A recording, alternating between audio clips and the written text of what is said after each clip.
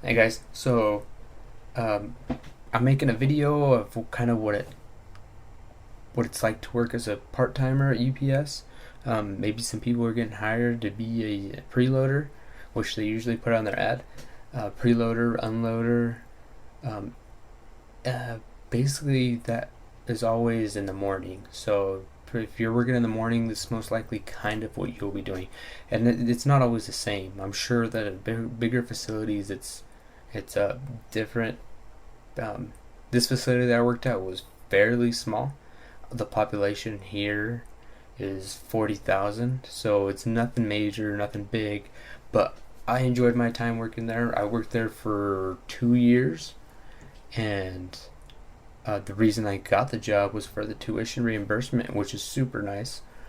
Um, Basically, you just take a class, and then right when the class starts, you basically have to sign up through UPS, telling them which class you're going to take and how many credits, information like that. But after you pass it, basically you show them verification that you passed the class, and they'll reimburse you. So it's nice too, if you have some scholarships. Basically, sometimes you don't even have to pay for college.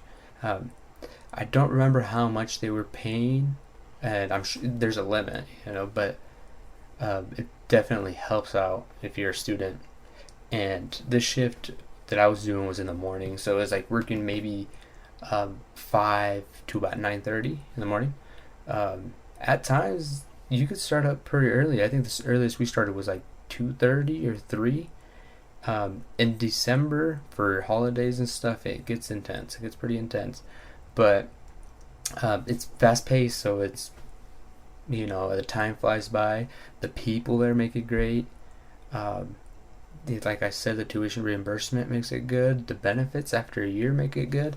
The pay, you're not going to get rich off of part-time money, but if you're looking for a career, you can make a driver out of it, and that pays fairly well. So um, I'll go ahead with the video. I just kind of wanted to tell you a little bit about my background working there. Um, so I don't work there anymore. I know things have changed a little bit, and like I said, just take it with a grain of salt. It's not going to be exactly like this because every facility is different. But this is kind of what um, a day at UPS kind of uh, looks like. But yeah, here we go. Thanks, guys. So what I've done here, guys, is I've kind of compiled 4 clips into one. I don't really know why I have these clips, but I decided to do it one day, and I just seen them on my phone, so I decided to make a video of it. Um, so if you get hired as a UPS part-timer, this is probably most likely what you'll be doing. They're similar to it. I'm sure it's different at bigger facilities, but at this small one, this is what it's like. Um, you got your unloaders, which are down at the end. He's in the red shirt. He's just unloading the packages onto the belt. And then you got your spas, which are opposite of each other, with the little reader in their hand. Uh, they have to scan each box and basically put a sticker on it, which is, they call it a spa, and that kind of gives it its identification of where it belongs and where it needs to go. As the packages are going down the belt, you see these 3 preloaders. Now they're taking a look at these spas, and if one of these boxes fits to one of their package cars that they're assigned to, then they grab that box and take it into the package car. I mean, it's pretty simple work. It's a little nerve-wracking at first since the belt's going, but as you see, it's not going very fast. It kind of takes it easy. You just work your way up and down the belt, and just do your job, and it's cake. Not a bad gig. Each person here is assigned to 3 trucks, so it's like 3.5, 4 hours of this. The belt's moving. You grab your boxes, and it's fun too because it's never the same. You get different size boxes all the time. You get different trucks. It always changes. It's always variable, and sometimes you could be heavy, sometimes you could be pretty light. But it's a good time. Um, let's see. So yeah, when you get your package, you take it into your car. As you see on the right, of the package car, you have like papers. One of them says the name of the truck or the number of the truck, which you know, and the other one kind of has a forecast of what that day should look like and how many stops should be in that area. I did a time-lapse video here and of me loading a certain truck. Now, I told you guys about the spa, the sticker that kind of tells you where it belongs, and then I'll also put a video of it at the very end so we can talk about it a little bit. But you get assigned a certain identification number, and with that number you're able to place it in chronological order in the truck. Basically, you start off from 1,000 up to 9,000, 8,999, and each package that you get should be in between that, and you kind of put it in order.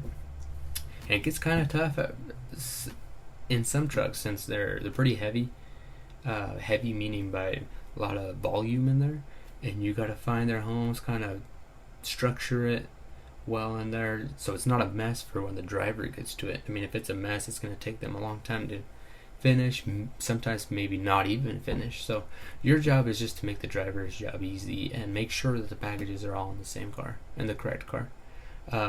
Yeah, like I said, this right here is called a spa, and the first numbers on the left there you see is 03A. Now 03A is the identification of a certain package car that belonged to me. So basically what I would do is grab that box, take it inside my car, inside the 3A car, and then the other last four numbers are the identification number for the inside of the truck. So like I said, it varies from 1,000 to 9,000. That would go right in the middle of the 4,000 shelf, and sometimes you get boxes that are 4,300, so that'd go in front of it. It's pretty self-explanatory how it works.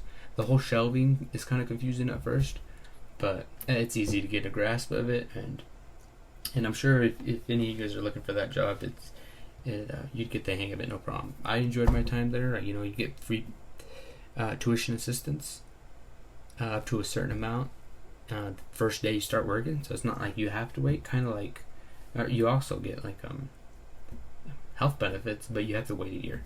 So that's pretty nice. There's pay is not the best, but you're not going to get rich off doing this job, but it's going to help you get where you need to be. If you want to become a driver, you kind of have to go through this because it's all based on seniority. It's a good time. Now, I'm sure I didn't answer all the questions you had. Maybe you have particular questions. I'm not sure, but I'm willing to answer any questions later. This is my first video, so I'm not sure how it's going to work out. I'm sure a lot of people are getting hired through UPS right now, since FedEx is not really delivering through Amazon anymore, or Amazon's not delivering through FedEx anymore, so that's going to guide them through UPS. So that's going to be pretty nice if people want to, work for UPS. It's a really good gig. If you guys have any questions, leave a like, comment, subscribe. That'd be cool too. I appreciate it, guys.